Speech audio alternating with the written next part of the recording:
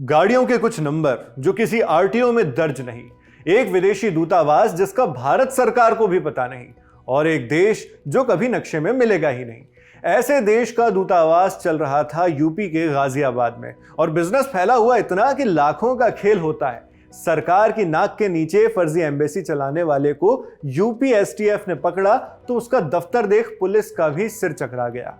12 फर्जी diplomatic passport, अलग अलग देशों की 34 सील, 44,77,000 रुपए कैश, राजनयिक नंबरों वाली 18 नंबर प्लेट और 4 फर्जी कूटनीतिक गाड़ियां।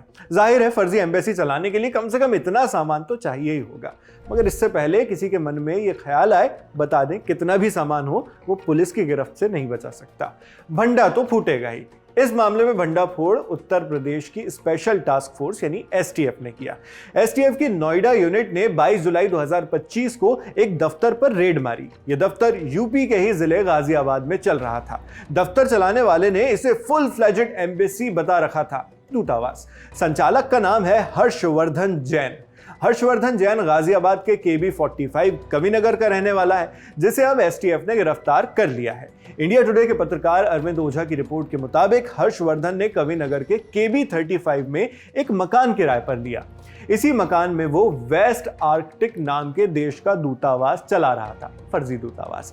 अब इस देश के बारे में हमने तो कभी नहीं सुना, आपने सुना हो तो कमेंट बॉक्स में बताइएगा। इस देश का नाम सुनकर रेंगल आइलैंड भी चौंक गया है कि उससे भी ज्यादा वेस्ट में आर्कटिक का ये कौन सा देश पैदा हो गया। हर्षवर्धन अपने आप को वेस्ट आर्कटिका, सबोर्गा, पोलविया, लोडोनिया आदि देशों का कॉन्सुल या एम्बेसडर बताता है। डिप्लोमेटिक नंबर प्लेट्स लगी गाड़ियां चलाता है, कई सारी गाड़ियां। लोग देखें तो एक बार में गच्चा खा जाए, इसके लिए प्रधानमंत्री, राष्ट्रपति जैसी बड़ी बड़ी हस्तियों के साथ मॉर्फ करके अपनी फोटो भी लगा रखी है, कंप्यूटर से बनाकर।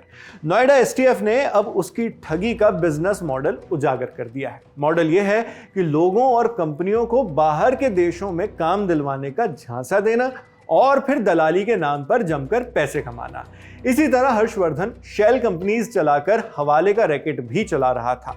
जब ठगी के कारनामे लगातार बढ़ते रहे और लोग धोखा खाने के बजाय सतर्क होते गए, तब फिर पुलिस को समझ आया कि ये चल क्या रहा है। यूपी एसटीएफ की नोएडा टीम ने प्लानिंग की और हर्षवर्धन को पकड़ लिया। अरेस्ट के बाद उसके पास से क्या क्या सामान बरामद हुआ, यह आपको वीडियो की शुरुआत में हमने बताया। उसी लंबी फहरिस्त की ये कुछ और डिटेल सुन लीजिए। डिप्लोमेटिक नंबर प्लेट लगी 4 गाड़ियां, माइक्रोनेशन देशों के 12 डिप्लोमेटिक पासपोर्ट। माइक्रोनेशन यानी वो देश जो अपनी आजादी और संप्रभुता घोषित कर चुके हैं मगर अंतरराष्ट्रीय मान्यता प्राप्त अभी नहीं है। विदेश मंत्रालय की जाली मोहर लगे कूट रचित दस्तावेज और 2 फर्जी पैन कार्ड भी पुलिस को मिले हैं। इसके अलावा 34 अलग अलग देशों और कंपनियों की सील्स मिली। 2 प्रेस कार्ड्स भी ठग ने रख रखे थे। बाकी लगभग 45 लाख रुपए की नकदी तो हम आपको बता ही चुके हैं। ये सब कुछ पुलिस ने बरामद कर लिया है। पुलिस ने इस बारे में क्या बताया, सुनिए। इसका मुख्य काम ऐसी आइडेंटिटी दिखा करके लोगों को दलाली करना, विदेश में काम दिलाने का बात कहते हुए लोगों के साथ में दलाली करना, इसके अलावा उनसे ठगी करना और कुछ शेल कंपनियों के माध्यम से हवाला का रैकेट चलाना, ये काम ये करता था। इसको एसटीएफ नोएडा की टीम द्वारा गिरफ्तार कर लिया गया है।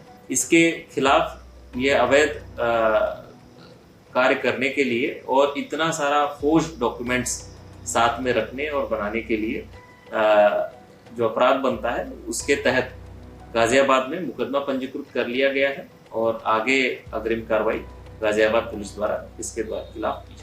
यानी इस मामले पर अब केस रजिस्टर कर आगे की कार्यवाही की जा रही है। हालांकि हर्षवर्धन जैन पर यह कोई पहला पुलिसिया केस नहीं है। पहले भी पुलिस को पता चला था कि वो चंद्रा स्वामी और अदनान के साथ संपर्क में है, जो हथियारों का इंटरनेशनल डीलर है। 2011 में हर्षवर्धन के पास से एक इलीगल सैटेलाइट फोन बरामद हुआ था। इस मामले पर भी थाना कविनगर में केस रजिस्टर्ड है। आरोपी हर्षवर्धन का बैकग्राउंड यहीं खत्म नहीं होता, बल्कि अरविंद ओझा की रिपोर्ट के मुताबिक हर्षवर्धन ने London college of applied science से एमबीए की पढ़ाई कर रखी है। एमबीए उसने गाजियाबाद के ही आईटीएस कॉलेज से भी किया हुआ है। एक वक्त था जब हर्षवर्धन के पिता गाजियाबाद के सबसे बड़े कारोबारियों में शामिल थे। उसके पिता जेडी जैन राजस्थान में मार्बल माइंस चलाते थे। चंद्रा स्वामी से हर्षवर्धन की मुलाकात गाजियाबाद में ही हुई जब उसके पिता की मौत हुई और बिजनेस में नुकसान होने लगा। रिपोर्ट के मुताबिक चंद्रा स्वामी ने ही हर्षवर्धन को लंदन भेजा था, जिसके बाद हर्षवर्धन ने लंदन में कई कंपनियां खोली।